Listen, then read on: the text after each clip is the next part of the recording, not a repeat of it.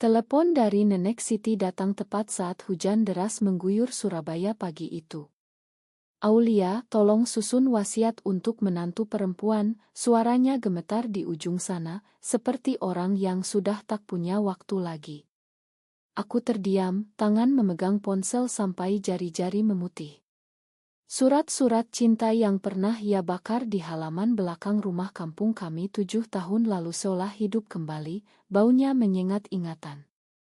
Bagaimana mungkin wanita yang dulu menghancurkan segalanya kini meminta hal ini? Aku Aulia Wijaya, 32 tahun, pengacara di Irma kecil dekat Tunjungan Pla.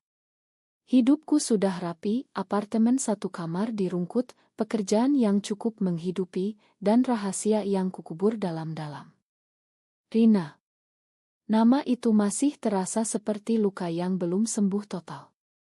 Kami bertemu di kampus Universitas Airlangga, dia jurusan sastra, aku hukum. Cinta kami tumbuh pelan, diam-diam, seperti bunga yang tak berani mekar di bawah matahari terik Indonesia. Malam itu, 7 tahun lalu, aku pulang dari kos Rina dengan tas penuh surat yang kutulis setiap malam. Surat-surat bodoh yang penuh janji, puisi, dan mimpi masa depan. Nenek Siti menunggu di teras, wajahnya keras seperti batu kali. "Ini apa, Aulia?"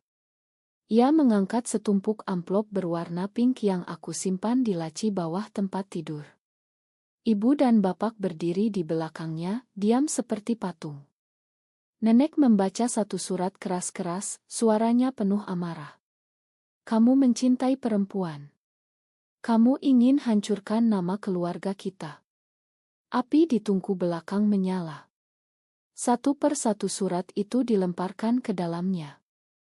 Aku menangis, memohon, tapi nenek hanya bilang, "Ini untuk kebaikanmu. Dunia tak akan terima orang seperti kamu."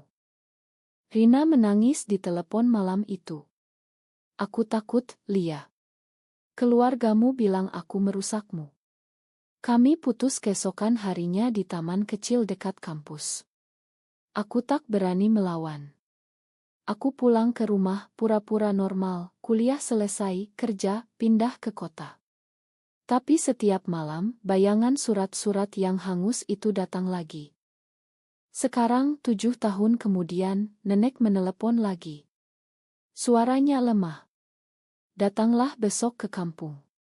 Kita bicara." Aku tak tidur malam itu. Pagi berikutnya aku naik kereta ke Sidoarjo, kampung kecil yang masih penuh sawah dan rumah limasan.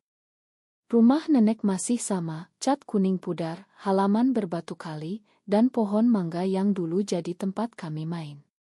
Nenek duduk di kursi rotan, selimut tipis menutupi kakinya. Usianya sudah 78, wajahnya keriput tapi matanya masih tajam. "Aku sakit, Aulia," katanya pelan. "Dokter bilang kanker sudah stadium 3. Aku tak mau lama-lama." Ia mengeluarkan map kuning dari laci. "Buatkan wasiat. Semua tanah, rumah ini, tabungan, aku mau kasih ke menantu perempuan." Aku hampir menjatuhkan tas. Menantu perempuan. Maksud nenek siapa? Nenek menatapku lama. "Rina. Pacarmu dulu." Dunia berputar. Aku ingat betapa nenek dulu memaksa ibu memeriksaku setiap hari, memblokir nomor Rina, bahkan mengancam akan mengusirku jika aku tak berubah. Sekarang nama Rina keluar dari mulutnya seperti hal biasa. "Kenapa?" tanyaku, suara bergetar. "Dulu nenek bakar semua suratku. Dulu nenek bilang aku dosa besar." Nenek menghela napas panjang.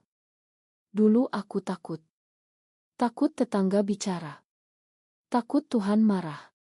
Tapi tahun lalu, saat aku masuk rumah sakit, Rina datang. Diam-diam, ia bawa bubur ayam setiap pagi, ganti kain kompres, bahkan bayar obat yang ibu tak sanggup. Ia bilang, saya cuma mau nenek sehat, tak minta apa-apa." Aku tanya kenapa. Ia jawab, karena saya masih sayang Aulia, dan Aulia sayang nenek. Air mata nenek jatuh. Aku salah, Aulia. Selama ini aku salah. Aku tak tahu harus marah atau menangis. Bagian diriku yang dulu hancur ingin berteriak, terlambat. Tapi bagian lain melihat nenek kecil yang dulu mengajarkanku naik sepeda. Malam itu aku tidur di kamar lama. Surat-surat hangus itu masih terbayang di dinding. Pagi harinya ibu datang dari pasar. Wajahnya tegang. Kamu datang karena wasiat ya? Jangan dengar omong nenek. Itu bukan benar. Bapak diam saja di kursi seperti biasa. Aku memutuskan tinggal seminggu di kampung. Setiap malam nenek cerita. Ternyata Rina tak pernah menikah. Ia mengajar di dekat pasar, hidup sederhana di kontrakan kecil. Ia sering kirim uang untuk obatku lewat tetangga, tanpa nama, kata nenek. Aku baru tahu tahun lalu. Aku tak tahan. Malam ketiga aku naik ojek ke alamat Rina. Rumah kecil, cat biru pudar. Rina membuka pintu, masih sama, rambut panjang, mata lembut, senyum yang dulu membuatku lupa segalanya. Lia. Ia terkejut. Kami duduk di teras. Aku cerita tentang telepon nenek. Rina diam lama. Aku tak pernah minta apa-apa, Lia. Aku cuma tak bisa lupa kamu. Kami bicara sampai subuh. Ia cerita betapa sulitnya hidup sebagai perempuan single di kampung, gosip tetangga, tekanan keluarganya sendiri yang memaksa menikah. Aku hampir menyerah 2 tahun lalu, katanya. Tapi aku ingat surat-suratmu yang dulu. Kamu bilang kita akan bahagia suatu hari. Aku merasa bersalah. Aku yang dulu meninggalkannya karena takut. Keesokan harinya keluarga besar berkumpul. Paman, bibi, sepupu. Berita wasiat bocor. Kamu gila, Nek. Paman Slamet berteriak. Harta keluarga buat orang luar. Apalagi perempuan itu. Ibu menangis. Aulia, kamu bawa malu lagi. Aku berdiri di tengah. Ini hak nenek. Tanah ini miliknya. Suaraku tenang, tapi dalam hati aku gemetar. Malam itu aku dan Rina bertemu lagi di taman kecil. Kami tak saling sentuh, hanya duduk berdekatan. Tapi rasa itu masih ada, hangat seperti dulu. Hari-hari berikutnya penuh pertengkaran. Tetangga mulai bicara. Anak Aulia itu ya yang dulu sama gurus itu. Ibu tak mau keluar rumah. Bapak diam tapi aku tahu ia marah. Nenek semakin lemah tapi tetap teguh. Aku sudah tua. Aku tak mau mati dengan penyesalan. Aku mulai susun wasiat di laptop. Setiap kata terasa berat. Aku tulis, saya, Siti Rahayu, mewariskan seluruh harta bergerak dan tidak bergerak kepada Rina Pratiwi sebagai menantu saya. Aku berhenti mengetik. Apakah aku siap? Apakah ini benar? Rina datang ke rumah malam itu. Nenek memintanya. Mereka bicara berdua lama di kamar. Saat keluar, mata Rina merah. Nenek minta maaf padaku, katanya pelan. Ia bilang dulu ia takut Tuhan, sekarang ia takut kehilangan kamu. Kami berjalan ke sawah belakang. Bulan purnama. Lia, kalau kamu tak mau, aku mengerti, kata Rina. Aku tak butuh harta. Aku cuma ingin kamu bahagia. Aku berhenti. Aku tak pernah bahagia tanpa kamu. Kata-kata itu keluar begitu saja. Kami tak berpelukan, hanya saling pandang. Tapi itu sudah cukup. Paman Slamet datang besoknya dengan pengacara. Wasiat ini bisa dibatalkan. Kamu masih waris, Aulia. Jangan bodoh. Ia ancam akan bawa kasus ke pengadilan. Aku, sebagai pengacara, tahu ia bisa. Malam itu aku tak tidur. Apakah aku mau bertarung demi cinta yang pernah kubunuh sendiri? Konflik meledak di hari kelima. Ibu memanggil seluruh keluarga. Mereka duduk lingkar di ruang tamu. Aulia, kamu harus tolak wasiat ini, kata ibu. Kamu sudah cukup bikin malu dulu. Sekarang mau ambil harta untuk itu.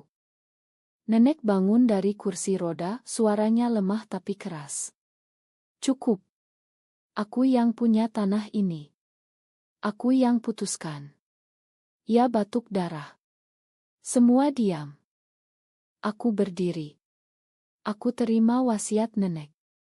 Dan aku tak akan mundur. Suaraku mantap.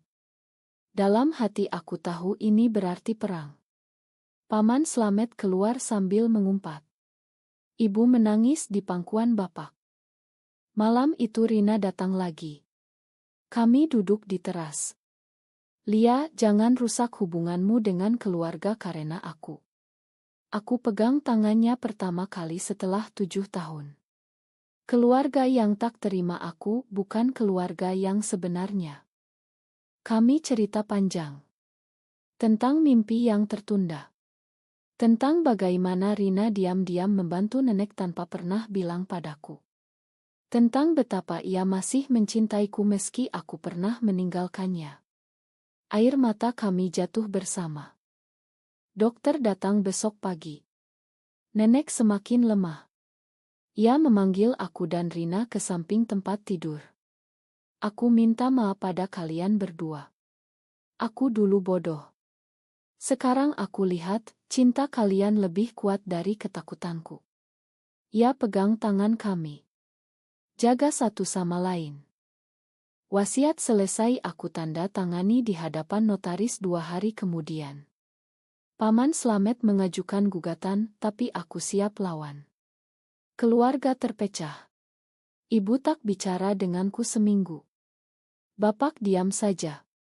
Tapi nenek tersenyum setiap melihat aku dan Rina bersama. Rina pindah ke rumah nenek untuk rawat beliau. Aku bolak-balik Surabaya Sidoarjo. Setiap malam kami duduk di teras, cerita tentang masa depan. Kita bisa buka rumah singgah untuk anak-anak yang seperti kita dulu, kata Rina suatu malam. Aku tersenyum. Mungkin. Nenek meninggal 2 minggu kemudian, damai di antara kami. Pemakaman sederhana. Beberapa tetangga tak datang. Tapi aku tak peduli lagi. Sekarang 3 bulan kemudian, aku dan Rina duduk di halaman rumah yang sekarang miliknya. Surat-surat cinta yang dulu hangus tak bisa kembali. Tapi kami buat yang baru. Setiap malam aku tulis 1 surat untuknya, dan ia jawab dengan senyum. Keluarga perlahan melunak. Ibu mulai telepon lagi. Bapak diam-diam kirim uang untuk renovasi rumah. Paman Slamet masih marah, tapi pengadilan memenangkan kami. Aku lihat Rina sedang menyiram bunga. Senyumnya sama seperti dulu. Luka masih ada, tapi sudah tak lagi berdarah. Apakah pengampunan dari orang yang pernah melukai kita paling dalam selalu layak diterima, atau justru kita yang harus belajar melepaskan masa lalu demi masa depan yang lebih baik?